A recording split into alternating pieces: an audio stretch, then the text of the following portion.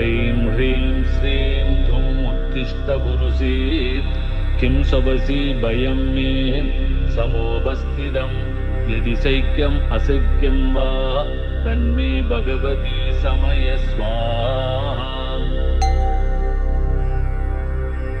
ॐ ऐं ह्रीं श्रीं धुं उत्तिष्ठ पुरुषे किं शवसि भयं मे समोपस्थितं यदि शैक्यम् अशक्यं वा तन्मे भगवती समय स्वाहा।